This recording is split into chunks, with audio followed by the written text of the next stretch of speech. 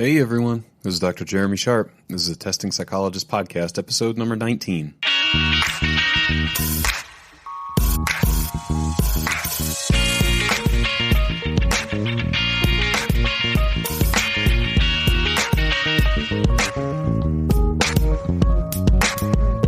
Hey y'all, this is Jeremy. I know I don't usually do a pre-roll like this, but I just wanted to give you a heads up that this podcast is a really long podcast for me, and there's a really good reason for that.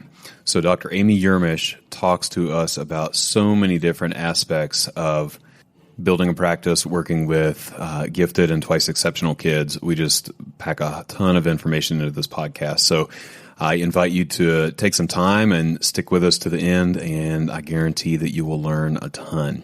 All right, thanks. Now for the podcast. Hey, everybody. Welcome to another episode of the Testing Psychologist podcast. My guest today is Dr. Aimee Yermish. I'm excited about our conversation today. We're going to talk all about giftedness, twice exceptionality, and how Aimee kind of built her practice around assessment with those kiddos and their families. So Aimee and I first made contact on the Minnesota Pediatric Neuropsych Listserv, which some of you might be aware of. If not, it can be a really nice resource for conversation and discussion around neuropsych assessment. But I really noticed that Aimee was pretty active on the listserv, and she had so much good information to share, particularly with kids who were, on the gifted spectrum or twice exceptional spectrum, and that really caught my eye. So I reached out to Aimee to see if she'd be willing to come and talk with us about this kind of assessment practice, and luckily she'd agreed.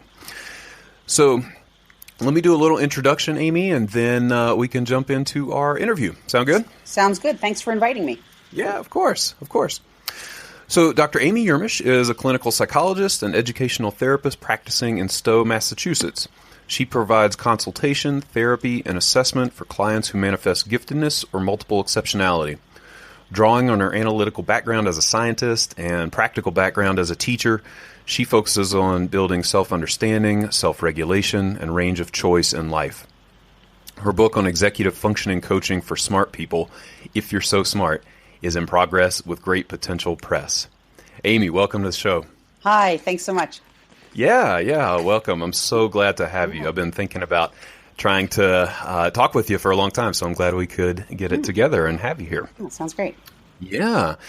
So I think just based on our previous conversations that we have a lot that we could dive into, so I'm just going to jump right to it. Let's talk just a little bit about giftedness and maybe just talk about how you would define giftedness. You can start there. I think it's actually funny because that's where everybody always starts. I did my dissertation research on the experiences gifted clients have in psychotherapy, and every single what are you doing your work on? Oh, I'm doing the experiences of gifted clients. Oh, really? How are you going to define giftedness? That was always the question, And the entire field of giftedness research has been going around and around in circles on the definition thing forever. And I actually think it's a waste of time. And at one point during one of these conversations, I said, okay, look, how about you define African American for me and I'll define gifted for you?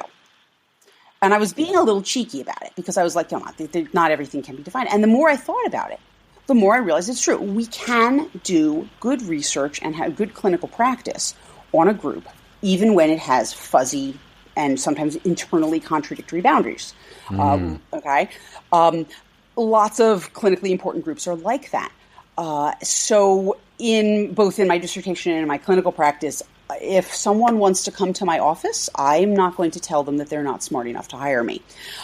People tend to self-select, but they also do typically have very good reasons to think that they or their children. I work with adults as well as children.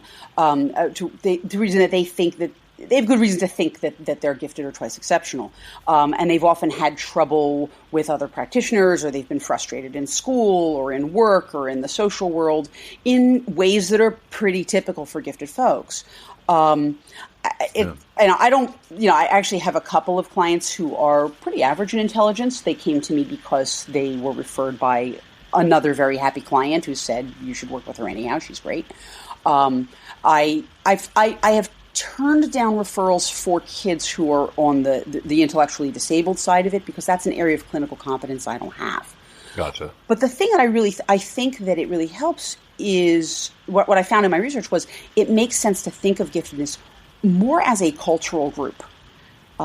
Yes, you have people who are very smart. They catch on to things quickly. They learn things quickly. They learn things well. They may learn things younger or better than other people might be able to.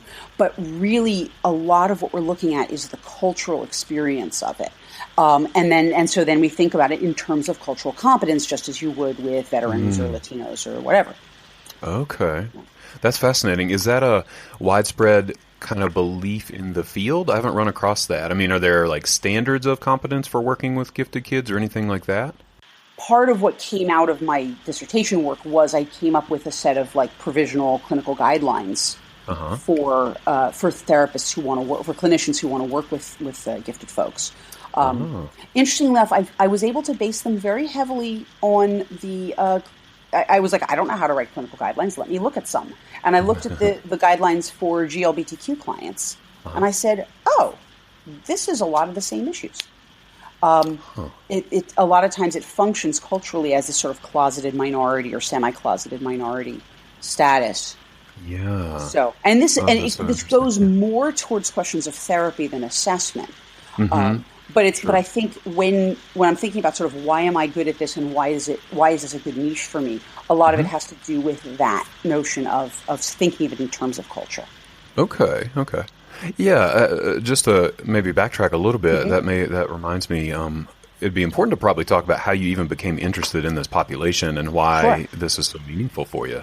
Sure. I kind of walked backwards into it. I'm a multiple time career changer. I'm a grown-up gifted kid myself. I like to say there's two kinds of gifted families: those who are shocked to find out that their kids are gifted, and those who are shocked to find out that anyone could be shocked to find out that their kids are gifted. Okay? So I grew up in the latter kind of family. Where I was pretty socially isolated in a small school, but my family really, strongly valued education, and there was a lot of support. Everybody in the family is smart. There wasn't a sense of surprise. I got a lot of support at home. And then when I went to a very large public high school in a good district, and then eventually to MIT, I was like, oh, well, here I'm totally normal, and this is great. And that's really where most of my friends and also my husband, we met when I was an undergrad. So there's a community. I trained originally to be a molecular biologist, but in graduate school realized that I really loved teaching far more than I loved research. So I stepped back and said, you know what, I want to know why my undergraduate students don't understand science. And so then I went into K-12 teaching. I taught biology, I taught physics, math. I started in high school, and then I moved to middle school, picked up a teaching credential along the way. One of the schools I taught at specialized in kids with learning disabilities, and ADHD. A lot of them had ADHD. And I found that I really enjoyed the sort of shared puzzle solving. How do I help this particular kid wrap their mind around this particular concept, and how do I get them on board with me to try? So that was like, oh, this is cool. And then I taught at a school that specialized in gifted kids, and that brought up a whole new set of challenges. And I had a lot of opportunity to be creative as a teacher and to really enjoy middle schoolers. People always go, oh, you poor dear, you taught middle school. What happened? Did you get last choice? And I'm like, no, middle schoolers are great. It's all about niches. And for me, those young adolescents they have energy, they're a little nutsy, and you have so much is happening for them psychologically. There's a lot of leverage. They're trying to figure out, who am I? And they're really also, developmentally, they start to want grown-up help who aren't their parents.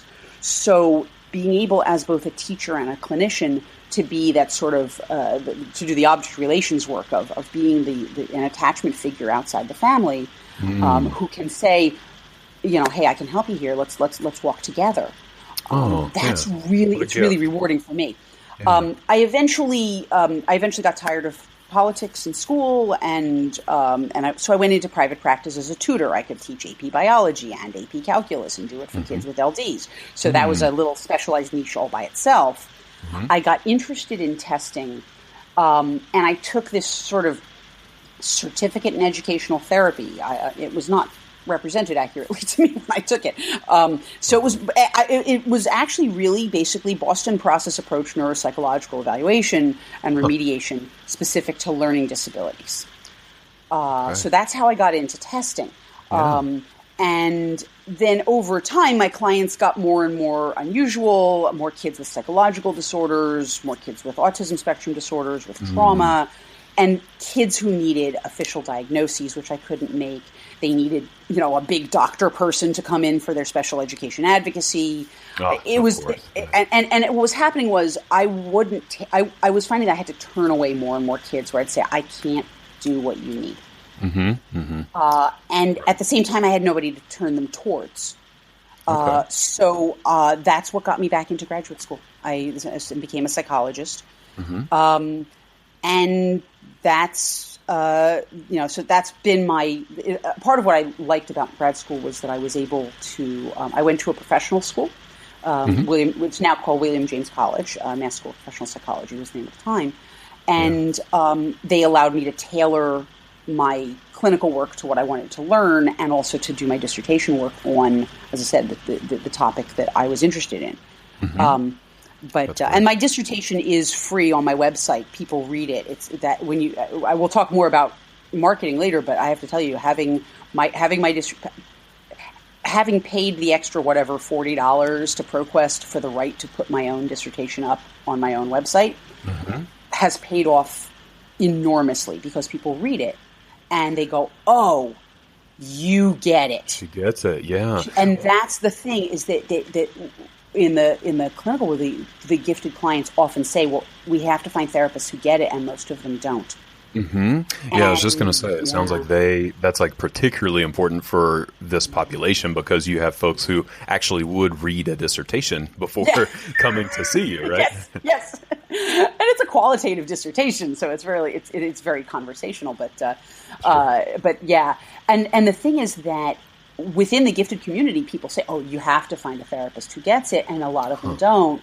A lot of people have had very bad experiences. Some have, a lot of people have wonderful experiences too, but they've had very bad experiences, and the problem is when I would explain this to clinicians, so often the response I would get was, well, there's nothing to get. They're just all a bunch of narcissists who think they're all so special. Oh, goodness. And the harshness of that. Yeah. I was like, oh, little unprocessed countertransference much. Yeah, right. Yeah, a little, okay. So, and that was part of the thing was realizing that, because a lot of the people who would say this were obviously themselves very intelligent, but it was like, this is part of that sense of you have to be comfortable with yourself. So yeah, people read it and they go, oh, this person gets it. I want to work with her. Yeah. It's funny, to think of that as an aspect of marketing in your practice, but I could totally see that. It's like an extended kind of version of your bio that people, I think but it's really also, latch onto. And it's also a service in and of itself. Sometimes I get thank you notes from people who write and they go, thank you so much for putting that. It was just really validating to know that I wasn't the only person who had experienced these things. And they don't need therapy. They don't need anything. They're just sending me a note. Sometimes I put a tip at the urging of a friend. I put a tip jar there, and occasionally somebody puts money in the tip jar. It's because she said, I can't believe you're putting it out there for free, and I'm like, because I want to offer it. I want people to hear that they're not alone and that they're not that their experiences are not, they're not the only one. So it really, so there is this. And part of this, there is this sort of sense of mission for me. This isn't just like, oh yeah, gifted people, they're cash cows, no, this is actually much more a sense of purpose for me as a clinician. Oh, sure, sure. Well, and yeah, it seems clear like this is just your life. I mean, this is what you've experienced personally and have managed to wrap it around in a professional way too. Yeah. I think that's so important. I mean, I've talked on this podcast a fair bit about how, testing, a lot of people, I get these questions of like, oh, how do I start testing my practice? Like, what are the codes? How do I bill? And you got to walk that back and say, what do you really, really like to do and what are you passionate about? Because otherwise, it's going to get real tough when you're sitting down to write those, 10, reports. 15, 20-page reports and you don't have that motivation to do it. Oh, yeah. And I think if you talk to I think every neuropsychologist I've ever talked to, we all go, oh, God, the reports. Sure. Oh, gosh, yeah. And I'll talk with you about, I'm sure we'll get to this later in the hour about report writing for gifted clients. It's its own ball of wax. But if you're going to be doing that work, you've got to, I think most people I know who have a niche area have some personal connection with it. It's not like, you have to have metabolized that. You can't be like, okay, I have to do this and I have to fix this. If you've got too much of a drivenness, then you're working out your personal needs with the clients, and I think you need to have done your own work, and so that that's not what you're doing it for the clients, not for yourself.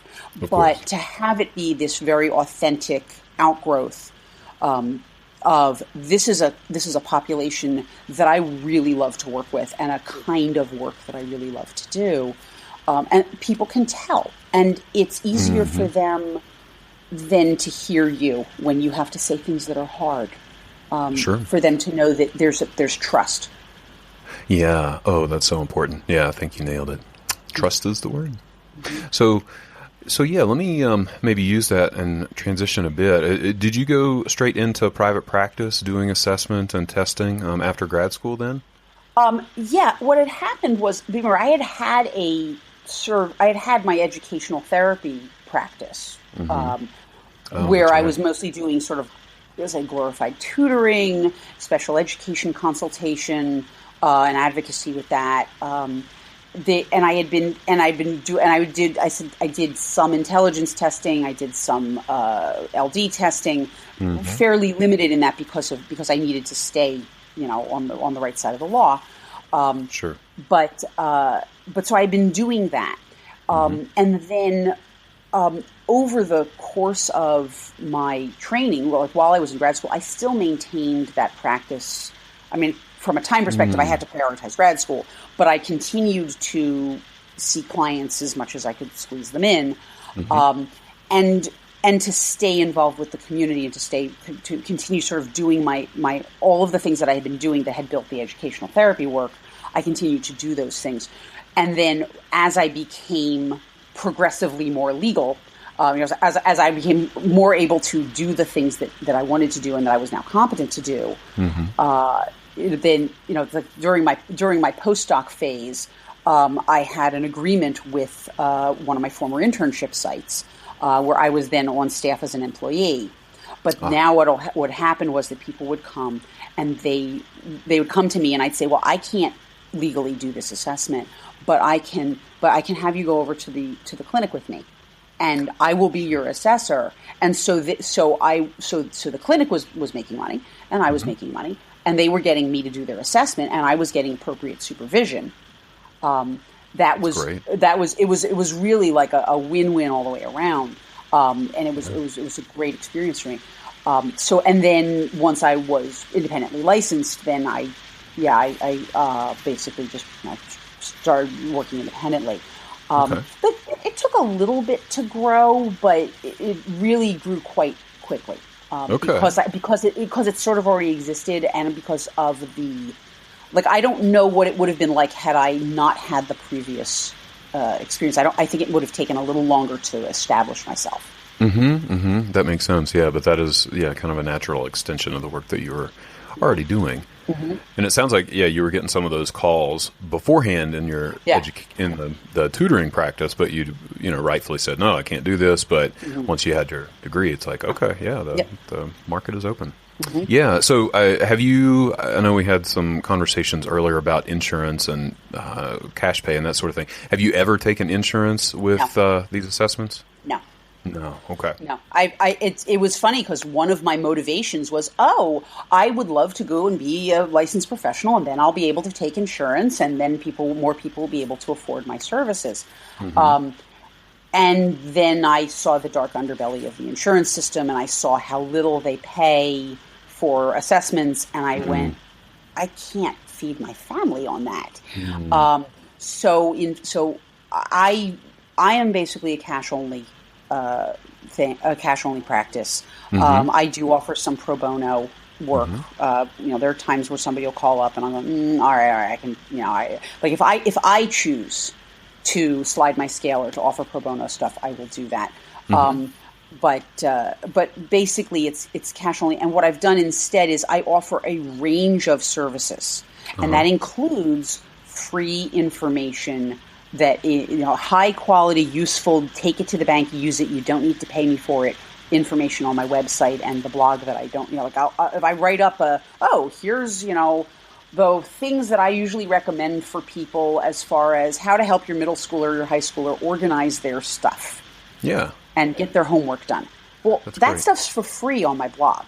And people call me and I say, you can do that for free. Yeah. And then I have a range of other services so that it's not just the multi-$1,000 assessments. Mm-hmm. There's a range, and people can, and I'm very clear with people around, let's find a service that works for you. Mm-hmm. So let's say that someone calls and they want to go forward with an assessment, and you've deemed that to be appropriate. How do you structure the pricing for that? What I do is I usually have them fill out a developmental history first, and I have them give me if a lot of my clients have been assessed before, some of them many times.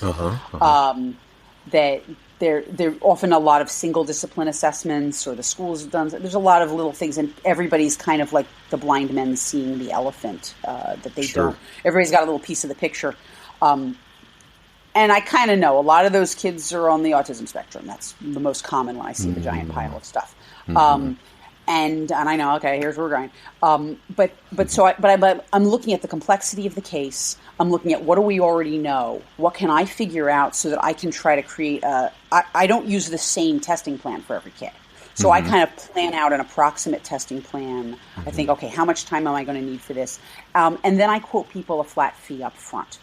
And I'll give them options. I'll say, if you'd like me to include testing for dyslexia, then that's how much it is. I'll let them kind of pick and choose. I'm very collaborative with the client around really defining what are the referral questions, what do you already know, what do you suspect, who's the audience, if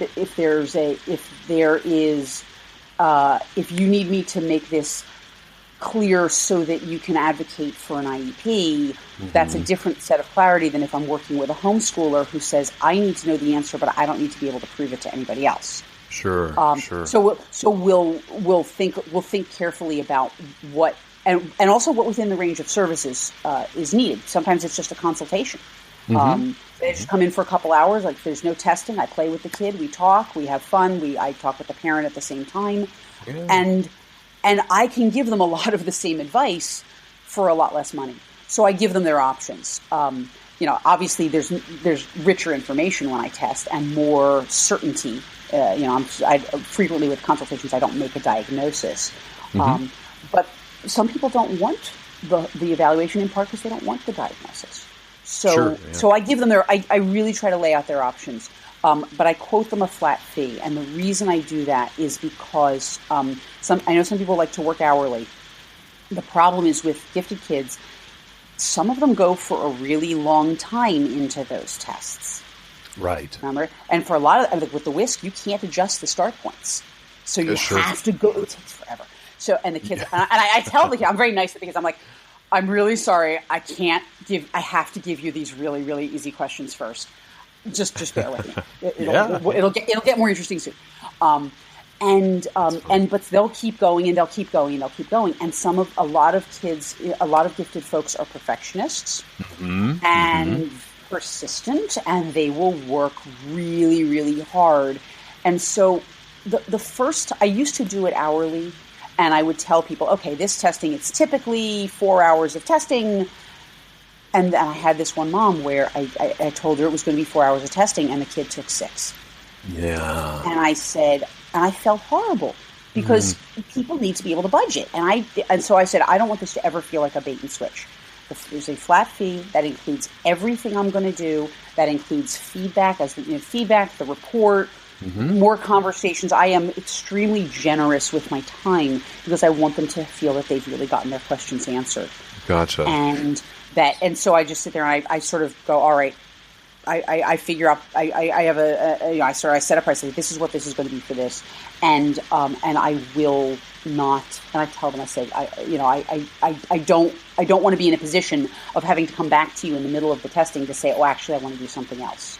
Yeah. So how do you structure that just from a business perspective? I mean, how does that flat fee correspond or not correspond to your hourly rate? And how do you come up with that kind of budgeting for all these factors? Some of it is related to my hourly rate. There is no way I could charge for the hourly time I spend writing reports.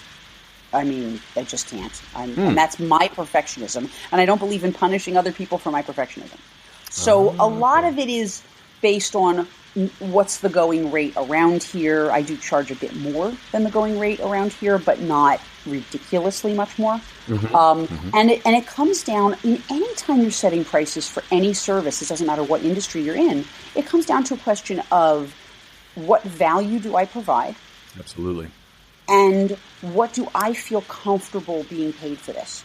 What am I, is it so much that I can't look at myself in the mirror? Is it so little that I resent it? And so what happens is that really it's. I mean, I end up with sort of an approximate. Most of them come out around the same point, but it really is this sense of I know how much work this is going to involve, and here's what I think is a fair price, and then if somebody says I can't afford that, then I go, okay, well then let's talk about a different service that you could afford, or in some cases. For some services, I'll say, well, then I think you should go to somebody else because they'll give you, it'll be less good service, but it'll answer your question. And I am enthusiastic about recommending my colleagues. Gotcha. And just a nuts and bolts question: are you doing all of this during? You called it a consultation, but is that like an intake interview, or is this? Do people fill out that developmental questionnaire ahead of time, and then you talk with them on the phone before they even come in, or how does that work when you're kind of deciding with them what's the best? So what I do is, I actually started doing the consultations as almost a diversionary service. I was having. Well, the thing is that I'm only one person. And I'm a perfectionist writer myself, so I was like, the limiting reagent was how many reports can I write, and that's a piece of business decision around: is there a way I can hire an assistant of some kind who could help me, who would still do the quality work? I haven't figured that out yet. That's not something I've solved right now. So, but I would get way more people asking for testing than I could possibly test, and very often what I would see is. I go, I know what I'm going to tell them. I would look at the history and I go, I already know what this is going to probably be. And I already know I know what to tell them. Maybe not in as much detail, maybe not as perfect as I could do it if I actually had all the testing data. But if I know that a kid is clearly struggling with social cognition, then I actually already know what I'm going to recommend for them. For a lot of things. And once I meet the kid, I get a lot more information just from meeting them.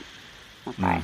So it was partially because I just don't have the bandwidth, and partially because it lets me serve more people and save them money and stuff. So sometimes if somebody comes in and they say, I know that I want to do an assessment, then what I do is I have them fill out the developmental history and send me all of that pile of paperwork, every previous test, current special education records if you've got them, current school records if you've got them, and I usually say anything else you think would help orient me.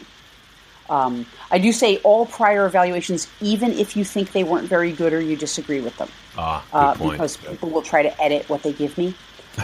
Sure. And I've seen that. I've been on both sides of that coin, where people have edited my or wanted to suppress or edit my report and then give it to somebody else. And I'm like, I'm not going to edit my report. It's okay. But in any case, so I'm getting this pile of paper on the person.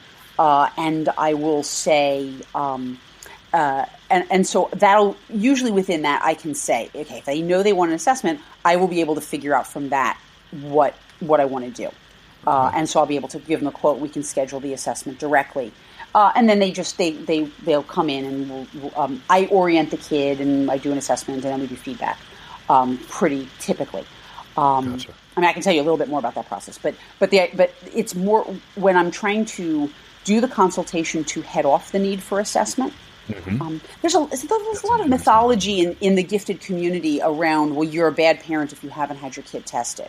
And I'm like, no, you don't need to get your kids tested. If you test when you have a question that testing will answer, and when you have an audience that's interested in the answer.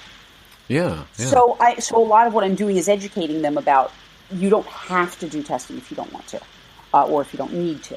So when they do, and sometimes the consult is as a prelude to maybe doing testing.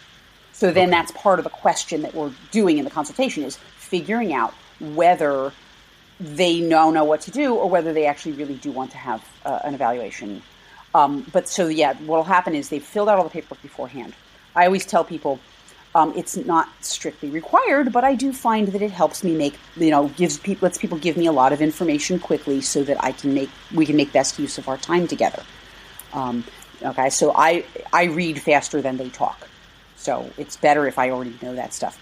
That way when the kid, so if I can have I have the kid in the room. I do consults over video chat also, but, and those obviously I'm not going to play with the kid. But for testing, they'll come, I'll be playing with the kid and I'm taking notes on how they do playing board games or what they're doing in the sand tray or whatever. That's actually that ends up getting rolled into the evaluation report if if they go forward with it. I'm trying to help them. I'm trying to answer their questions. They're getting a chance to scope me out. Yeah. I'm getting a chance to scope them out. There's definitely trying to get a sense of personal fit. Sometimes I will get a really strong sense that this family is not ready to hear the news. Interesting. And, what might give you that impression? Well, they'll be very explicit about it. Oh, well, we don't really believe in diagnosis, or we don't want our child to be labeled, or we don't want and I have answers for those things. I believe them. I talk about it. I believe that self-knowledge is always better than not. Once you know something about yourself, you can then decide what to do with it. I would agree. I would also say that, these are the same answers I would give. These are not gifted specific answers. Although gifted clients can often do really well with that self-knowledge, that it becomes then part of the grist for your problem solving. Well, here's what I'm really good at, and here's what's harder for me. Okay, well, now I'm going to approach this difficult task. But the labeling thing, I say that the issue is that everybody's always being labeled, and what we're working for is labels that are accurate and compassionate. I would much rather. When kid is rude or thoughtless or a jerk or what, I'd much rather be able to explain why this kid is having trouble managing the expectations of the social world. Or whatever. So, sure. and I think that, so I try to work with them around that. But sometimes it's very clear that they're not comfortable with that, or what they really want is a much more limited assessment that is not designed to be diagnostic. They want something that's more aimed for advocacy purposes, and it's more focused on identifying strengths, and where and I write in the report that this was not designed as a diagnostic assessment and can't answer a diagnostic question. That's fine. But I try to be really clear with them that if you come in for a multi-day, full neuropsychological assessment, the usual practice in that is that in that report, I am either going to make a diagnosis and explain why I've made it, or I'm going to explain very clearly why I think no diagnosis is warranted. But usually if you're in a situation where you're thinking about a full assessment, that's a large investment of time and money. Usually there's a problem, so there's usually going to be something diagnosable. But sometimes, so sometimes what it is that they're able to get the help that they need. They're able to take in the idea of, for instance, the kids with the autism spectrum disorders are probably the hardest in terms of getting families on board. And that we could spend a whole hour talking about that, but we won't. Actually, can I jump in there real quick, just because I would imagine some people might be saying, and I'm kind of thinking, is there truly any relevant or documented comorbidity between giftedness and autism spectrum? The issue is that autism spectrum, the autism spectrum is very broad. Sure. And it's not even a single spectrum. It's a large kind of multi-dimensional space. I don't think there's any support for the idea that giftedness causes autism.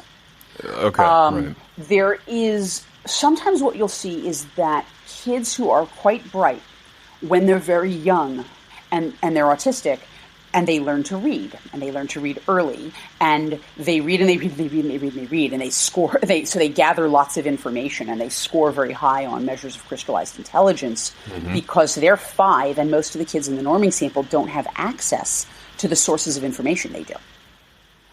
Sometimes you'll get these very high scores on IQ tests at quite young ages with autistic kids, where it'll kind of tail off if you see the same kid come back. Remember, I'm often seeing reports where I'm seeing, here's the report from when they were 5. Here's the report from when they were 10.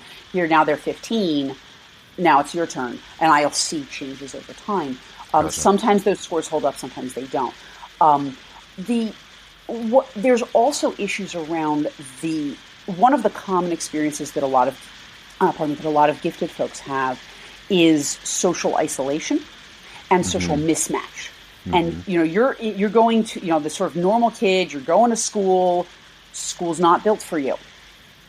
Okay. Most kids have the experience of going to school and having lots of kids around who are basically like them, and having most of the things the teachers ask you to do to be reasonably challenging, but doable. That's what school is for most people. For a lot of gifted kids, there's nobody around who's like you. And because schools often systematically isolate them. Right? They parcel them out as thinly as possible across all classrooms. Research actually suggests putting them together in clusters, but it's actually better. It's actually better for all the kids, but because it gives them friends. It gives them a group that's easier to make friends with. Gives the teacher a constituency, so there's not just like the one kid. So it's actually a good. That's again topic for another podcast. But so a lot of gifted kids have limited access to the peer groups and the peer experiences that allow them to develop social skills. So a lot of times people think that a kid who's really smart must be on the spectrum because they're a little bit geeky. And they have deep, passionate interests that are not necessarily typical for children their age. Or they're extremely articulate. They have very big vocabularies, and they are more comfortable working with older people or even with adults. And so these are features of giftedness that can masquerade as autistic stuff. There are also sometimes features of autism, and so I don't think that there's. And I don't think that it is true that gifted people are more likely to be autistic or autistic people are more likely to be gifted. But it's certainly. Of the things I see a lot. When people come into my office with a lot of distress, very often the main things I see are autism spectrum disorders, ADHD, learning disabilities, anxiety disorders, mood disorders, everything else in sort of its normal thing. I mean, I've worked with kids who are developing psychosis and things like that, but those are rare because that's rare. It's mostly the more common stuff. Gotcha. Okay. So I really want to get into the nuances of testing with gifted kids, but I do want to ask one question about, it seems clear that you have a really busy practice to the point that you're using your intake as diversion, which is kind of funny. I know. I have to find some way to find an associate, but there's so much around. I need to find somebody who would be able to do what I do. Sure. Oh, gosh. Yeah. I know that challenge. Yeah. Well, so let me ask you then about marketing, or whatever you might call marketing. Sure. How did you build such a busy practice? It's funny. I don't market per se. I'm very much part of the online gifted community. There used to be there used to be a number of mailing lists that were they're less active now in the day of Facebook. There's certainly, there's now very active stuff on Facebook. It doesn't have the same intimacy as it used to, but but I am very much part of the community. I'm a participant observer, if you like. I present at conferences that are aimed at parents of gifted kids, as well as for my colleagues, my professional colleagues. I answer questions. Honestly, the way I built my practice first was just by hanging out in mailing lists, this was before social media, and being knowledgeable and helpful and answering people's questions, and just sort of doing it out in public. Today, I also, and then people would be like, is it okay if I ask you to, I'd like to pay you for some of your time. Are you willing to do that? And I'm like, yes. That's actually what I do for a living. But it's but the vibe when I'm doing it is not, but if you come in for a consult with me, then I'll answer your question. I don't do that. If I'm going to answer somebody's question in public, I'm answering somebody's question in public with the full knowledge that I'm giving something away. Right. But what it's doing is it's letting people see how I think. And so people who see how I think then say, I'd like to work with her. The most useful thing I do is I do public speaking. I always joke, I used to do public speaking 6 times a day for hostile audiences because I taught middle school. They will let you know if you're boring. Right. So what I learned how to do, and I make funny PowerPoints. I'm good at that. I found that by giving talks in places where parents, I include adult work too, but places where people who might be interested in hiring me might hang out. For instance, at MIT, there is a weekend once a year where high school students come from literally all over. They get 2,500 kids coming from all over the place. And anybody in the community teaches anything for free. It's $40 for the whole weekend for the kid. It's ridiculously cheap. Wow. So the kids are just sort of in this giant learning playground. There's no rules about who can come, but it attracts curious, smart people. And so now we have all their parents who are now hanging around with nothing to do. So the organizers set up a little parent program. I always speak at that parent program. Okay. That's perfect. It's perfect. And what happens, and I always tell, I say, put me before lunch, because what's going to happen is that I'm going to give my talk, and then people are not going to stop asking me questions. And so put me before lunch, before the lunch break, so that then we have time. And then I usually end up just sitting out in the parent lounge area for hours afterwards. And people are continuing to ask me questions, and I'm so essentially doing what I do in public and letting people see how I do it, letting people see how I think, letting people see how I approach cases, and they're getting to see me as a person. Absolutely. But it's really and it's great because it's always been, by being part of the community, that has also really helped me. That I have to tell you, when I was in dissertation hell, I had no trouble getting subjects, and B, I had people cheering for me. If I'd post to Facebook, oh my God, another 3,000 words, and they'd be like, "Yay, go, go, go, go, go!" Because it's kind of like the kid from the small rural village who goes off to college to become a doctor and then comes back and sets up a medical clinic for the community. Right. That's been part of the. It's been part of why it works.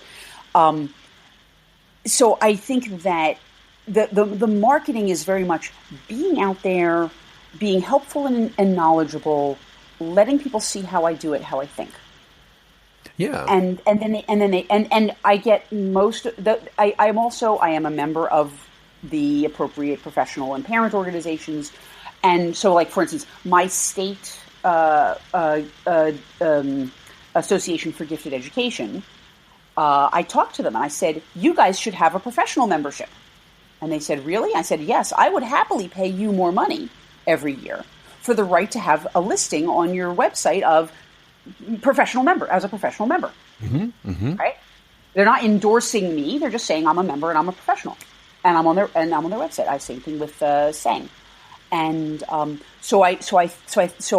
but that means that people who are looking for an evaluator and they go, oh, Gifted Massachusetts, let me see what I find. They find me.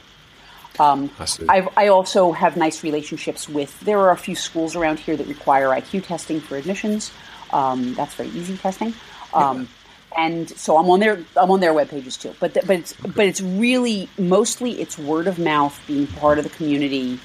It's that's where it goes. And are there any, just thinking about specifics, are there any particular conferences or websites or groups that you would recommend for anybody else who's kind of interested in getting into this community? What I would recommend is if you go to the blog that I never have a chance to update. It's part is because I've sort of working on writing the book, and I write long blog posts, and it's too much. It was sort of like I'd write something, I go, oh, I should really just put this out where people can see it. So that's what the blog is. Gotcha. But I have a couple of sticky posts there. One of them is called, "Oh no, my kid might be gifted. Where do I start?" Oh, perfect. Okay. Okay. And that is, and I keep it up. I update the post rather than posting new things. I just go, oh, there's a new edition of this. I'll put that up there. Gotcha. And that gives good stuff. I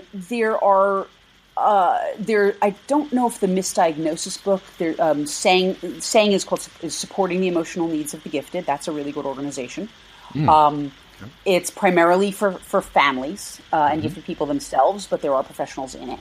And again, you can be a professional member, and I don't know if they'll let. I think you do have to sort of establish that you're not just some carpetbagger. Right. There's and I have to say people are often very suspicious around that. Who are you? Okay. And, okay. But gotcha. So I go to the Sang conference. I go to local. There's a New England conference on gifted and talented that whenever it occurs, I present at it. Locally, we have a little tiny thing happening this weekend called Beyond IQ. It's mostly like a family reunion more than anything else. But it's essentially I'm a member of the National Association for Gifted Children. I mean, there's sort of you sort of identify with things. I'm also connected with the Davidson Institute for Talent Development. They serve kids who are at 3 standard deviations above the mean. But I've done seminars for them. I've presented at their annual conference. They've invited me. They're actually going again this summer. They have an annual gathering, and they've invited me as a speaker. So, and it's a win-win. They get a great talk for their people, and I get to be in front of people who don't know me yet. Sure. That's fantastic. Yeah, thanks for those resources. We'll put all of those into the show notes so that folks can check those out when they are ready. So let's transition. You've been so generous with your time. That's fine. I really want to... I talk too much, but yeah. Well, this is all good. You have a lot of valuable things to say, so this works well. But yeah, let's transition into the actual assessment process. Sure. I would imagine people are really curious. Does assessment with gifted kids differ from other kiddos in terms of measures you might choose, the process of testing? How do you approach that? Sure. Some of it has to do with managing anxiety. Sometimes you have issues because sometimes they're coming in because I want to get my kid into the following school. So there's often a lot of parental anxiety. And I mean, I actually have had to warn parents, do not go looking for how do I do test prep.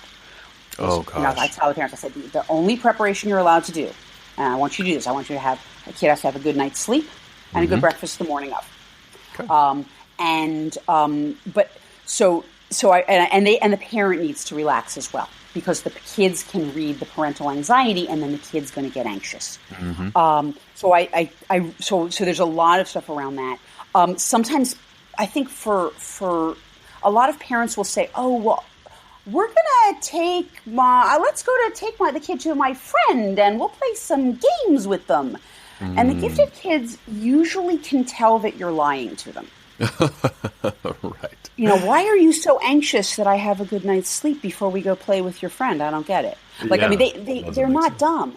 So I actually, and it's funny, every once in a while, I remember one particular case where the parent insisted I was not allowed to use the word test.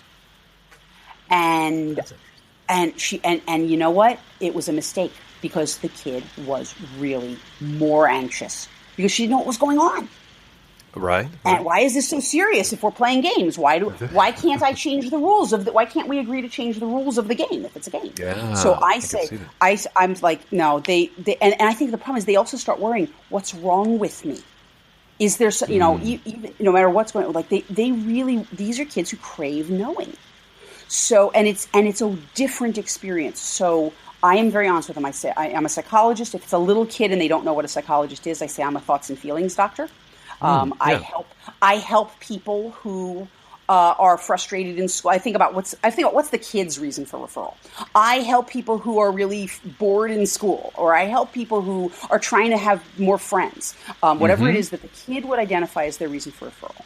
And I really try to actually solicit that when I'm talking with kids. What would you like to know about yourself? Recently, I was sitting with a parent, and the parent had pretty typical, we're pretty sure we know what the diagnosis is, but we need updated testing, and we're trying to get guidance on where to put the kid in school. And the kid says to me, "I want the following career." I'm not going to say it because I won't be now, but like, here's the career I want, and it's a little bit impractical, but not totally. And I said, this career, I want to be, I can tell you, I want to be a race car driver. Oh. I said, okay, well, being the actual driver might be unrealistic because very few people can have that. And he understood me. But I said, but we can think together, and we absolutely can use the testing to help you think about what you can do now in school that might help you get a job in the larger field of race car stuff. And you don't, maybe you're going to end up as an engineer, maybe as a broadcaster, maybe as a mechanic. There's lots of things, and the testing will help us figure out how to help direct you now that might help you. I said that's actually a really good reason for referral. It can really help that, and that also helps bring the kid into the process, because if you don't get them in on the game, I mean, oppositional kids don't test. Or you don't get valid data, right? And that's true for everybody. So I do that. I also, the other thing I have to really do is I have to normalize for kids the experience of what testing is going to be like, because a lot of these kids. First, I explain we're going to do lots and lots of different things. And I talked with them if they play sports or music or something. I'll say, how is this sport different from that in terms of what you have to be good at? If you have to run fast or jump high, or if you're really strong, or you can go all day. Like, sports are different. Different kids have different strengths and weaknesses. So I'm going to normalize that we're going to do lots of different testing, and some things are going to be really easy for you, and some things are going to be really hard for you, and that's okay. These are kids who normally don't get anything wrong in school. Very, very commonly. And the other thing they have to realize, I have to explain to them that the tests work on the Goldilocks principle. It's going to start really, really easy, and then it's going to get harder and harder and harder, and then it's going to get too hard. And it's okay that it's going to get too hard. It's okay that you're going to get things wrong.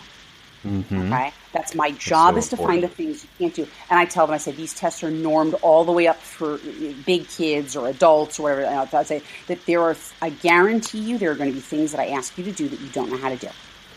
And that's okay, and that's good. And as long as I actually kind of give them a little bit of a clue. As long as I keep asking you to do things, you're probably doing better than you think you are.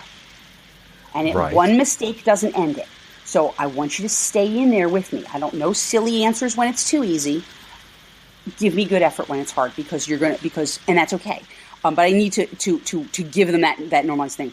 Sometimes when the kid is particularly anxious, I'll use that consultation beforehand so they kind of meet me. Sometimes that's why we're doing a consultation ahead of time. Sure. It lets them play with me. It lets them be okay. She's not from the Black Lagoon or something like that. And it lets me do some play-based evaluation. I don't find that most gifted kids do not do well on sort of like, I get to earn stickers by doing subtests. Some of them do. It's just not particularly motivating. The thing that tends to motivate them is the idea that we're going to learn something about you.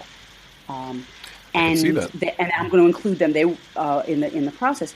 I often do create a checklist so that they can kind of, okay, here's I'll write the things I'm going to do that day, and then we'll check them off so they can kind of see where we're going. Okay. More progress. Sometimes gifted kids have trouble accepting the role of the authority. Like, I'm setting the rules here now, and you're not. And I tell them I have to follow the rules of the test too, because I can't. Sometimes they'll try to control the book, try to turn the pages and things like that. Sometimes they don't. They really want to look at my side of the easel. Of and course. I know those. I mean, I think a lot of kids do that, and it's anxiety. I want to see the answers. Maybe you'll tell me the answers. And I try to give the kids as much autonomy as I can. Every once in a while, I'll get a kid who wants to make a test for me, and I let them do that. That's fine. So I want them to understand what we're doing, and to understand that the failures that they're going to experience are totally fine and normal. It's information. It's not like at school. Yeah, where you generally know everything.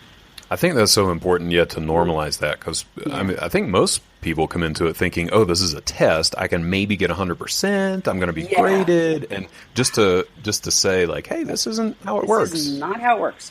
Sometimes I use the model of sometimes kids will have done a thing in science class where they get a piece of tin foil and they have to make a boat. And I used to talk about building balsa wood bridges, and you would find out which bridge was the strongest by seeing how much weight it could hold.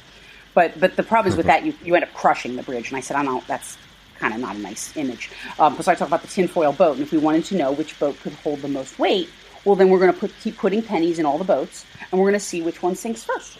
And then we know, it can hold that many pennies minus one. But it doesn't mean the boat was a bad boat. It just means that's how many pennies it could hold before it sank. That makes sense. And it's something that kids have often seen, something like that. And I try to really leverage their curiosity. Good. Yeah. I mean, you have to enroll them in such a lengthy process, I think. Yeah. So then once you get into it, what measures are you selecting? I mean, we kind of standard, Wechsler scales. Are there different measures that are better for gifted kids, or? It's an interesting thing. Typically, a part of what I'm looking at is who's the audience. Generally, if it's school admission stuff, most of the private schools want the Wechsler. So I'll do that. And the Wechsler's a fine test. I like the new edition because the splitting up of fluid reasoning away from visual spatial both fits better with research and also tends to be more relevant. I'll often see kids where they're very strong in fluid reasoning and their visual spatial is good but nothing fabulous.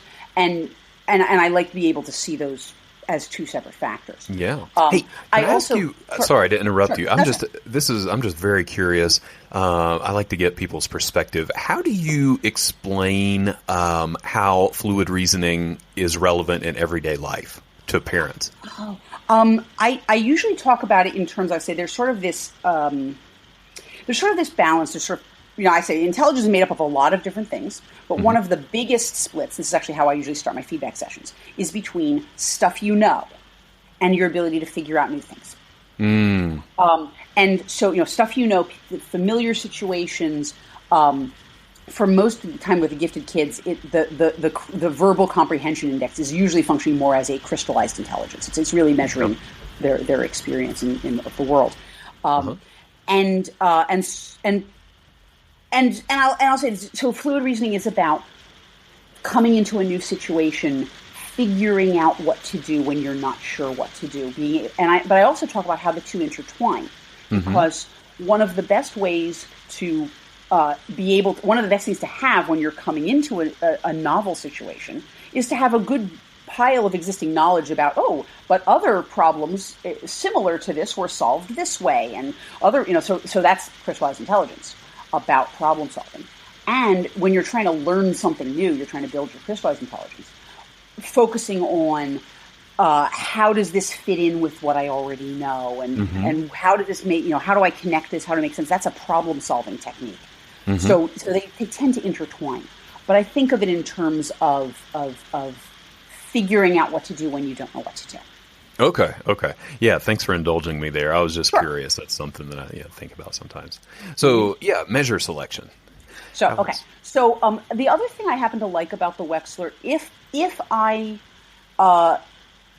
think that if I think that autism spectrum disorder is on the table as part of the differential, I will often include I usually do the whole test minus the reading stuff at the end, but the balance between the information and the comprehension subtest. Often with the gifted kids on the autism spectrum, we will see like 18 on information and 9 on comprehension. We'll see a huge split between those two subtests, because it represents the difference between book learning and social learning. Sure.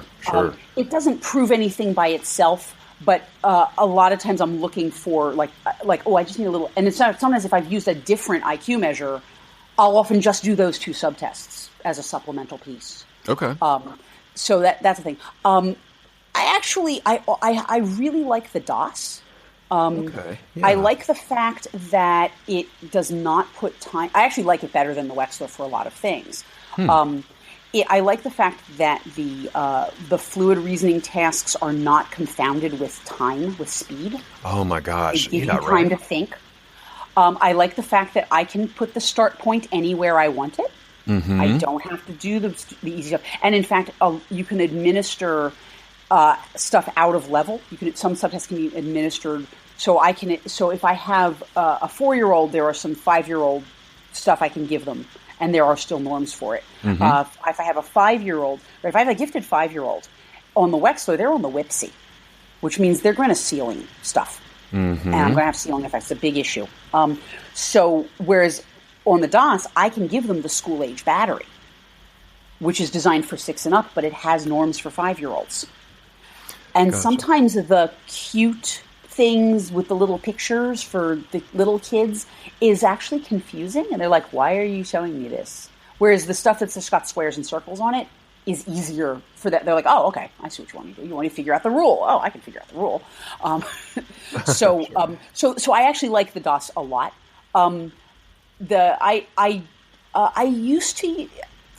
I don't care for the Stanford Binet. I find that it doesn't have enough granularity because there's just not enough items at any given level, and the instructions are very confusing in some places for the kids. And I'm like, I don't want this to be about could you understand the instructions. Of course, yeah. Right. There is I've used other tests. Mostly I use the DOS and the WISC. Those are my favorites. And then I use the Woodcock-Johnson, not as an overall IQ measure, but it is my best source of sort of like little diagnostic bits and pieces in the cognitive realm. And then I use all the same things you would use for a lot of other stuff. If I'm doing dyslexia, I'm going to be using like a CTOP and a PAT and a GORT and things like that. I mean, I'm going to be using stuff that's aimed at the particular question I'm asking. The biggest issue that I have is that most tests of social cognition are much too easy for the gifted kids, and they just ace them no matter how much trouble they're having. The thing that I've found thus far that has been the most sensitive has been the social language development test. Okay. It has picture items and verbal items, and a lot of times the kids can answer the verbal items reasonably correctly, although they might have trouble with I can know the right thing to say in a social situation as long as it doesn't upset me. But when you're actually asking them to look at pictures and say what's this person thinking and why, and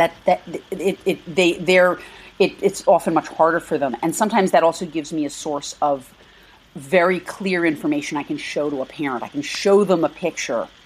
There's one item on the SLDT that has this kid who looks furious, and he's got his hand up in the sort of the universal stop, get away from me gesture, right? And if I show that to the parent and I say, this kid said, I want you to know your kid looked at this picture and he said, I'm 5 years old.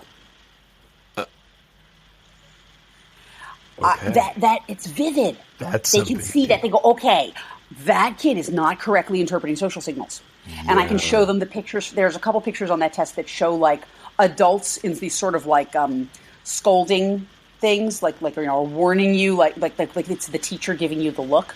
And I can show them. I say, if this kid can't understand what this look means, they're going to get in trouble a lot because they got the warning, but they didn't see the warning. Sure. And so they don't know why they're getting in trouble, but the teacher thinks she warned them. I like that test in particular. I've heard really good things about the RESCA, and I haven't gotten it yet. Oh yeah, I've seen that one going around on the listserv as well. It's been getting discussed. I'm likely to check that out. Yeah. But yeah, I try. A lot of what I'm looking for the gifted kids in the neuropsych realm is I'm looking for difficult tasks. I don't get as much information out of something like trails and verbal fluency. I usually administer them because they're easy and fast and stuff, but oftentimes they don't give me a whole lot. But tasks like the Tower of Hanoi or the Tower task on the decafs, where I can watch them. The Tower on the decafs is great because I can watch them try to learn from experience. Yeah, sure. Right? It starts with can they figure things out? And how do they approach it? And do they just dive right in and do 100 million moves? It really gives me a sense of how they approach. Similarly, the sorting task. What do they do when they run out of easy answers? So a lot of times it's the qualitative stuff. With gifted kids, it's often hard to find tasks that are actually hard for them. Frequently, even in their areas of most profound weakness, twice exceptional kids will give you average scores. Sure. Because nobody told them they're supposed to do badly on it. So they're compensating. They're doing everything they can to try to get the answer, and they can kind of muddle through. So you're looking at scores that are in the average range or maybe even above average technically, but still are significant weaknesses for these kids and have to be mindful of that. I care much more about the within kid differences. Absolutely. And that also is reflected in their grades. That sometimes the kids they'll be like, well, but he's getting B's in reading. I don't know what the problem is. And the school's like, well, he's getting B's in reading. I'm like, well, yes, but he can actually barely read. It's taking an immense amount of effort. This kid is this is not fluent, comfortable reading. Oftentimes, those fluency measures are some of that becomes a thing that's a little more sensitive. Because they can do it if you give them time, but if you force them to do it immediately, they have a harder time. That's tough. Yep. So once you have all of the results, then I am curious, kind of just to wrap the process. How do you structure the feedback session and actually write the report? Do those differ with gifted kids versus more neurotypical kids? Yeah, one of the big things where I don't know that many people do this for more typically average intelligence kids. I virtually always include kids in the feedback process. Okay, at all ages? Yeah. I can explain the normal curve to a smart 4-year-old. Okay. They don't understand it as well as their parents do, but I really want them to. They're usually curious. They want to know. And if we don't tell them, I always say that what I always explain to parents is, it's like sex. I don't want them to get their information on the street. I want them to get their information from me because I'm a reliable source. And parents will often do that. Sometimes parents don't want me to give numbers during the feedback session, and I'll respect that because kids don't. Sometimes I don't want the kid to go to school and go, "I got a 137 on my IQ." Like, don't do that. Right. And I will talk with kids about how do you talk with people about this and how not, and when. It's like bragging about your income. We don't do that. But even pretty young kids, what I usually explain is I say, well, for anything we ask you to do, there's going to be lots of different things that affect how well you can do on it. And some of that is, who your parents are and, and what you had for breakfast that morning and, what I had for breakfast that morning. So there's going to be lots of different things that affect it. Most of the time, the things that help you about counterbalance the things that hurt you. And so you kind of end up in the middle. And sometimes it's more unusual. You have some things that help you, more things that help you and other things, more things that hurt you. And so then that gives me sort of the hand-wavy explanation of why a normal curve looks like it does. And I draw a normal curve, and then I put little smiley faces on the normal curve to say, okay, so when we're, in the world of knowing things, you're really, you do a lot better than most kids. And I draw a little smiley face up here. Now over here, when it comes to keeping track of what you're thinking about and holding lots of information in your head at once, you're much more like most kids there, or that's a lot harder for you. And then I put the smiley face someplace else, so that I sort of build up this color-coded thing so that they can see the splits, the score splits. And, we'll say, so like when I have that kind of a split, we'll say, and I try to really tie it to their experience. People who have this often have the feeling of, I feel like I have all these ideas and I can't remember them all. Yeah. And the kid will go, oh yeah. I'm like, well, that's where we saw that on those scores. So I'm really trying to tie it to them. The language, we're going to keep it non-judgmental. You know a lot of stuff. Here's what's harder for you. It can be hard for you to do easy things quickly without getting bogged down. And again, I go back to the kid's reason for referral. And a part of what I really want to keep the kids in this is because if we don't tell them, besides the fact that they're going to get information off the internet or their friends or whatever, they're going to get a lot of wisdom, they will tend to assume there's something deeply, deeply wrong with them. And there's a lot of shame. I really, and if there is something that's, diagnosably wrong, I want to be able to frame that in terms of, it's not a death sentence. It's this here's what are the good aspects of this. Here's what are the more troublesome aspects of this. Here's how you can use your strengths to compensate for your weaknesses. Here's some things you can do to help yourself. The other thing is, and I mean, I have to get to report writing. The other thing is that I leave a ton of feedback time. I mostly, if it's just an uncomplicated IQ test, I will allot an hour, but if it goes a little over, I won't get upset. If it's a full evaluation, I try to get it done in 2 hours, but sometimes parents aren't done. Sometimes the kids, sometimes they're not done, especially if there's a developmental diagnosis on the table. Gifted kids tend to have gifted parents. Right. And they are also used to knowing a lot and understanding a lot. They don't want me to just say, here's the answer. They want to know, how'd you get there? What exactly was that test? Wait.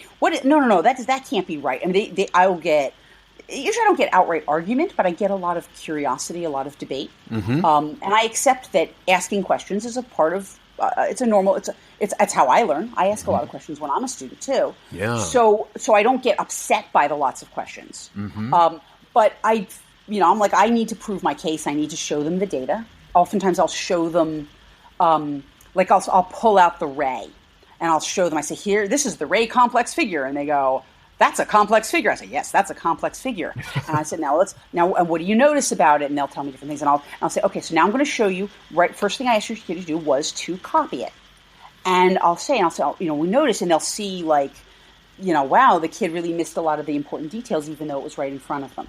Or, wow, they're seeing all the pieces, but they really don't see how it all fits together. I actually find the ray is very, if I had only one sort of traditional neuropsych test, the ray would be the thing. I find that it usually gives me a lot of information. With you, yeah. I hate to say this in front of a lot of neuropsychologists, but the Rorschach is actually my favorite of tests. It gives me a ton of useful information. It's really good.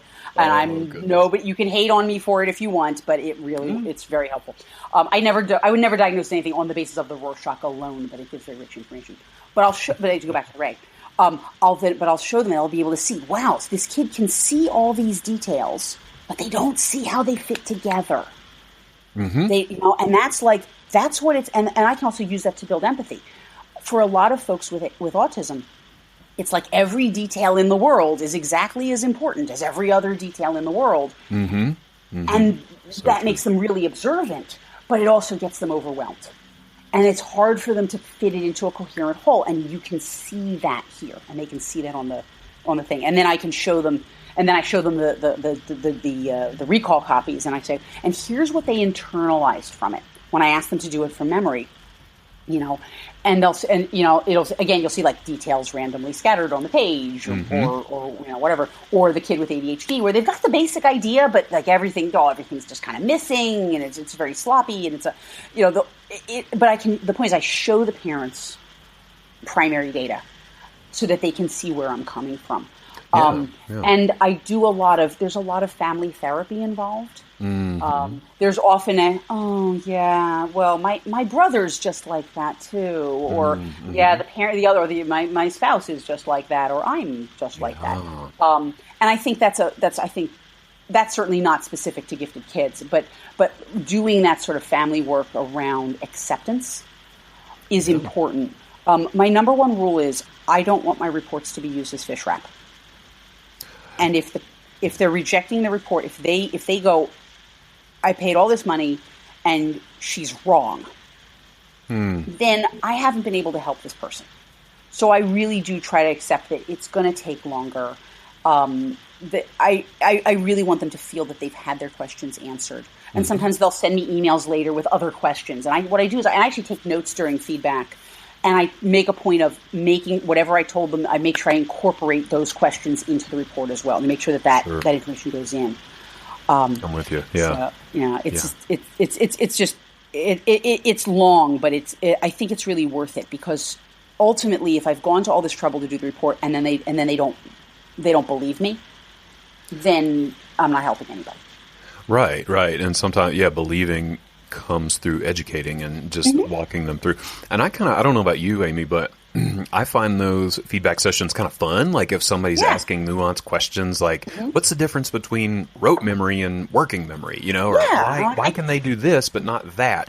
That's kind of fun for me. And I'm like, oh, okay, we can talk about this. Right. Yeah. And I'll talk with them about, because it also goes to I'm trying to sort of tie it to their everyday experience too. Like what's always amazing is when I'll tell them something like this. I'll tell them something like, oh, I've noticed that, you know, you seem to have, you know, you come up with a million ideas, but then you struggle to get them all out before you've forgotten them. Mm-hmm. And they go, how did you know? Like it was something they hadn't told me, and they hadn't really, if they had really noticed it and crystallized it, they probably would have told me. Mm-hmm. But they didn't realize it, and so I'm able to show them things, and then they go, oh, yeah, that is like me, or that is like my kid. That explains it. And so I'm helping them build. I always say I do diagnosis because the universe demands diagnosis, but I really care about case formulation.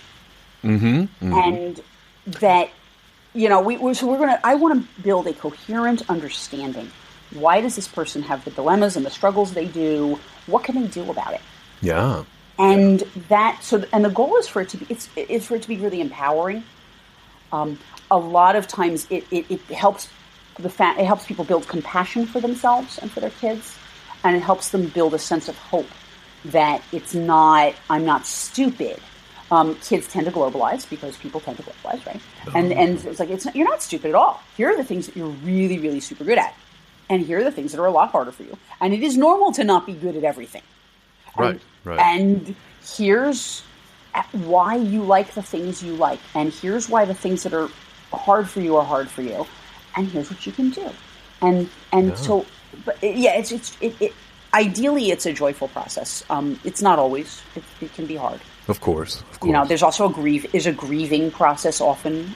You know, there's this sort of that sense of the you know, you have the death of the ideal child. Oh yeah, of course. And I'm a therapist in addition to it. You know, I know that some people who do testing are not really, you know, that they're testers. That's what they, you know, they're that's what they like. I'm really a therapist at heart. And I actually do, in some cases, for adults, I'll do a formal therapeutic assessment where the report writing looks completely different. It's just this night. Are you familiar with Stephen Finn's work? Yeah. So I interviewed a psychologist, Dr. Megan Warner, who's also over on the East Coast. She's over near Yale, but she does. Yeah, we did a whole episode on therapeutic assessment. I think it was episode 10. Yeah. So I think cool. I think the both formal therapeutic assessment where you're going towards a letter or a personal fable or something like that. That I love doing that with gifted folks because you can leverage somebody's imagination, to really kind of develop a story. For a lot of the adults who come in, it's like, I can't keep a job. What is wrong with me? Or I'm really struggling to deal with, personal dilemmas. My father is dying, or whatever. I mean, the things that people deal with, and using the testing as this sort of extended therapeutic session, and having them join in the process of interpretation with you is really, it's really good for them.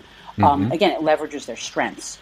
They'll often come up with ideas that, like, oh, I'm not really sure. I'll come up with some. I might have an idea, but I'm not really sure. And they'll go, no, it's this. And I go, oh, yes, now I see it. And I do share the process as much as I can with them. Yeah. But even when I have to, I'm going to be writing a formal report because there's an audience out there, or I need to, I still try to keep to the idea of keeping them as a partner in the process. Yeah. I think that's a great perspective just to have with assessment in general. It's strengths-based, and you're trying to enroll the person, and ultimately they're the ones who benefit, hopefully.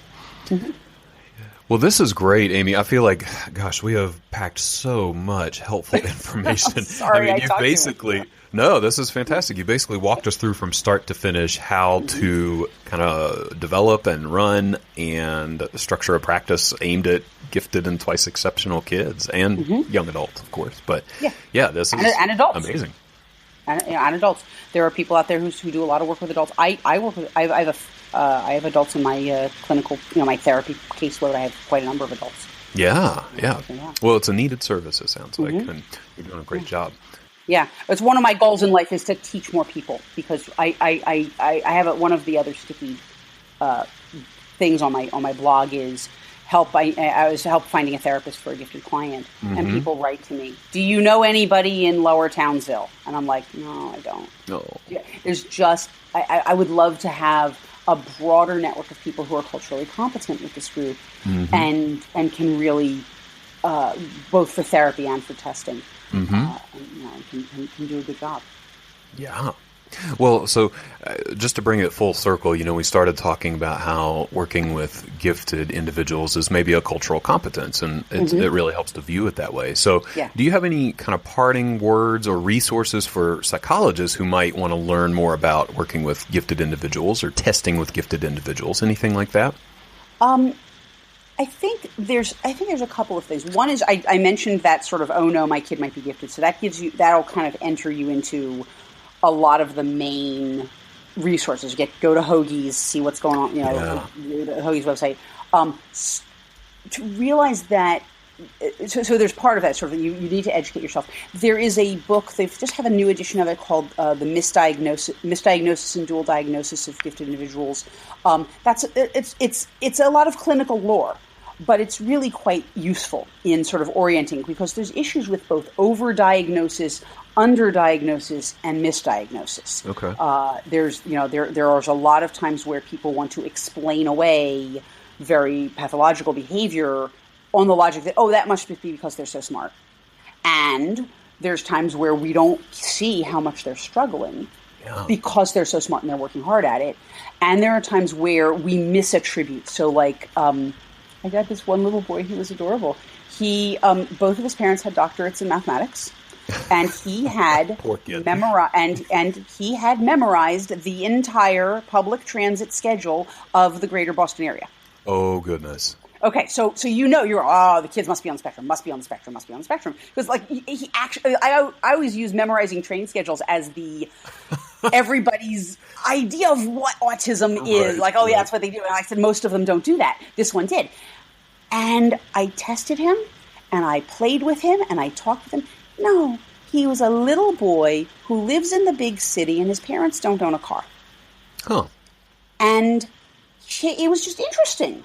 And it became like this fun family thing. And he really does love public transit. It's really interesting. Maybe he'll become a civil engineer or something like that, or a city planner or something someday. It was just interesting and fun. It gets him out in the world, and it orients him. I feel safe. I know what bus that is that's coming because it's this time of day and I'm on this street, so I know what bus that is. But yeah, I both in how he interacted with me and how he did on the various tests, I was like, nope, just really anxious, and okay. it had more of an OCD flavor than autism stuff. Sure. So people will miss. That's the kind of thing where somebody would take that and go, oh well, obviously, and you're like, no. So it's really important to be aware that you can make mistakes in all those directions. That book's a good place. It is written for clinicians. Okay. There's not a whole lot else. Stephen Pfeiffer has some stuff. The APA does have a book on the psychology of giftedness. But it's still, most of the stuff is focused around kids in school with adjustment disorder. Okay. So but I think the other piece that I would want to say is, most of the psychologists that I know are pretty smart. You have to be pretty smart to get into the field, especially if you like doing testing, because to do the coursework to do that, to do the training to do that. So chances are really good that you are smart yourself. Mm-hmm. And I think it's really important to work through what that has meant to you. And to get comfortable within yourself. When I think of it in terms of cultural development, we talk about the notion of developing a multicultural self. Yeah, right. That's the the other side. That to really know, what is this to me? And then to, I see myself as sort of live as an ambassador between these two cultures. But when the problem is that what you have, it's just like anything else. What you haven't metabolized, what you haven't processed, you're going to act out. And when people talk to me about painful experiences that they've had, it often has that flair of somebody trying to cut you down a notch, you're not so smart, or trying to, stop being so oppositional. You think you know everything or whatever. Mm-hmm. And so you need to get really comfortable with your own intelligence and accept what it means to you, what it's been. It may have affected your life. It may not have affected your life. Mm-hmm. How it feels to know that there are people out there, no matter who you are. I guarantee you there are people who are smarter than you, and there are people who are better than you at everything, and what that's like. Mm-hmm. Because if you haven't thought it through, you will act it out with your clients, and that's not okay. So, it's just like any other countertransference reaction. Yeah, but one that we don't talk about. I mean, this is literally the first time I've heard anyone mention that as an identity to be aware of as you're working with folks. Yeah. I think that's super valuable. Yeah. Yeah. And now I'm like, my brain is kind of spinning. Like, wait a second. All these experiences over the year. Okay. Yeah. No, this was great. Well, Aimee, I so appreciate all the time that you spent with me this morning, and I think that people are going to find this really helpful. Yeah. Good. I'm glad. Yeah. Well, no, it's great. It was great fun. Good. Well, if folks want to get in touch with you or follow up for any reason, what's the best way to contact you? Usually email. So my website is www.davincilearning.org, DAVINCI learning, all one word, .org. And my email is Aimee, AIMEE, @davincilearning.org. That's usually the easiest way to set things up. And I do consultations, again, for quick questions. I often just kind of answer them, and if people want me to actually sit down and do a consult with a case with you. We just do that hourly. I absolutely do that too. Sometimes people are really struggling with, I've got this tricky, not sure what to do with. And I'm happy to help out with those because very often it is a pattern that I've seen. You may not have seen it a lot because this is who I work with. I probably have seen that pattern before. Great. That sounds awesome. And we'll put all that info in the show notes too, so that folks can get in touch with you if they want to. Mm-hmm. Well, thank you again. This was great. I really appreciate your time, Aimee. Great. Thank you. Yeah, take care. All right, take care. Bye-bye. Bye. Hey, y'all. Thanks again for tuning in to my interview with Dr. Aimee Yermish. Usually I like to do a little recap of the important things from the interview, but to be honest, there was just so much good information there that I am having a hard time summing it all up. A couple things that did jump out at me, though, were Aimee's view of giftedness really as a cultural competence issue. I really like how she framed it that way, and really emphasized that it's something that you need to know about and need to have done your own work around, perhaps being a bright individual, and that there's a lot to know about working with the gifted population. Luckily, she gave us plenty of resources to learn more. So you can find those in the show notes, as always. And like Aimee said, it sounds like she is generous enough to do some consultation as well. If any of you are doing some testing with gifted individuals and have some questions, sounds like she would be willing to talk with you. So that's fantastic. Thanks, as always, for supporting the podcast.